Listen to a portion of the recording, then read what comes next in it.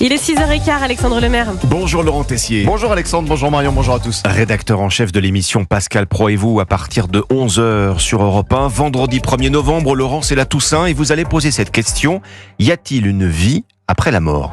Je m'en irai dormir dans le paradis blanc.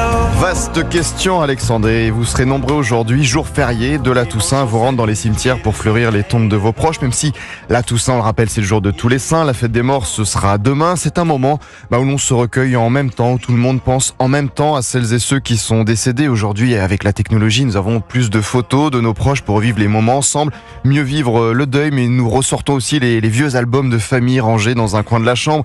Il y a des vidéos, mais aussi les cassettes, des caméscopes, quelques lettres, des chansons qui nous accompagnent et reviennent le plus d'ailleurs lors des obsèques, comme celle de Jean-Jacques Goldman.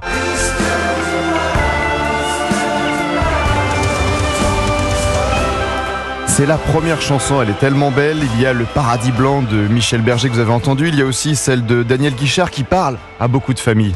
Il était du genre silencieux, mon vieux. Et puis cette chanson aussi qui revient, celle de Céline Dion. Encore un soir, encore une heure, encore une... Et il y a ce sondage IFOP qui a retenu mon attention. Un tiers des Français pensent qu'il y a une vie après la mort. Ça n'a presque pas évolué depuis les années 70. Un quart s'attendent même à retrouver leurs proches disparus après leur décès. La mort ne serait donc qu'une nouvelle étape, qu'il y aurait juste une sorte de passerelle. Et toujours dans ce sondage, 30% des Français ressentent que leurs proches veillent sur eux. 20% les perçoivent toujours présents à leur côté. Nous en parlerons tout à l'heure dans l'émission. Au menu également de l'émission Laurent Tessier, ces propos d'Elie Moon dans le JD News qui vous ont marqué. Oui Alexandre, j'ai vraiment été interpellé par ces déclarations. Elie Moon a tout résumé. Sur la France insoumise, je cite, « Les idées véhiculées par une majorité de personnes à LFI s'alignent sur une forme d'islamisme radical ». Elie Moon poursuit, « Quand on dit que Mélenchon instrumentalise nos concitoyens musulmans, si j'étais musulman, je serais outré qu'on puisse sous-entendre que je suis antisémite. Ces LFI parlent à leur place, je trouve ça choquant. » Autre déclaration de l'acteur qui y va. Le dénominateur commun à tout ce qui se passe en ce moment, c'est la peur. Pourquoi la majorité des musulmans ne manifestent-elle pas pour dénoncer l'islamisme radical ? Parce qu'ils ont peur. Pourquoi moi, je pèse mes mots ? Pourquoi je donne rarement des interviews sur ces sujets-là ?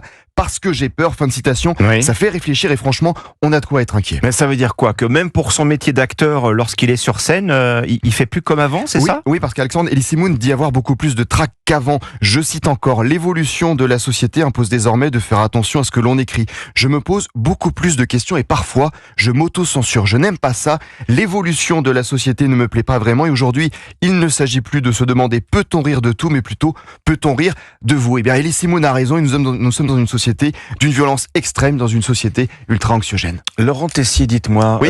À 6h19 sur Europe 1, je crois que Maria Carey vient de faire une annonce il y a quelques minutes. Alors là, attendez, un message sur les réseaux sociaux a été publié à 5h du matin, donc il y a un peu plus d'une heure avec ce titre « It's Time ». C'est donc le coup d'envoi des chansons de Noël. On l'attendait. Ah là là. Merci Maria. Ils ont le sens du timing, nos amis américains. Juste après Halloween, hein. Allez, Halloween à peine terminé, ça y est. C'est bien maintenant réfléchi quand même, hein. On regarde vers Noël. Bon, ça va finir par arriver, hein. Les chansons de Noël et donc celle de Maria Carey notamment. Vous l'avez l'avoir dans la tête toute la journée. En tête de votre playlist.